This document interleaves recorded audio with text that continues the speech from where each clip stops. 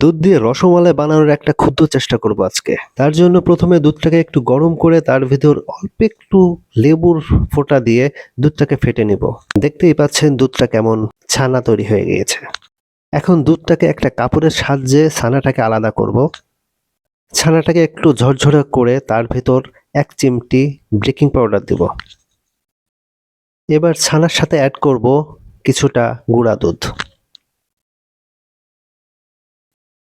গুঁড়া দুধ দেওয়ার পরে ছানাটাকে খুব করে মাখাতে হবে যেন ছানাটা তুলতুলে নরম হয়ে যায়।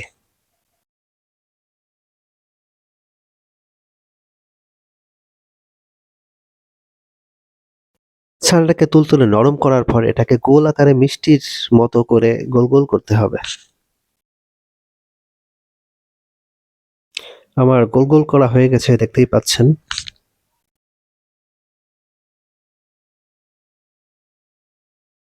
এবার আমি আরো একটু দুধ নিব। দুধটাকে নিয়ে আবার জ্বালাতে হবে। দুধের ভেতর পর্যাপ্ত পরিমাণে চিনি দিয়ে তারপরে অনেকখানি জ্বালাতে হবে। জ্বালাতে, জ্বালাতে ঘন করে ফেলতে হবে এবং ব্লক উঠে গেলে তার ভেতরে আমরা সেই ছোট, ছোট মিষ্টির অ্যা গোল, গোল মিষ্টিগুলাকে আমরা তার ভেতর ছেড়ে দেব।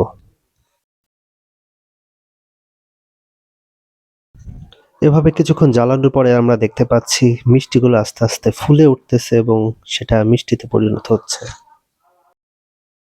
এখন দেখতেই পাচ্ছেন কেমন হয়েছে আমার সেই কাঙ্ক্ষিত রসমালাই।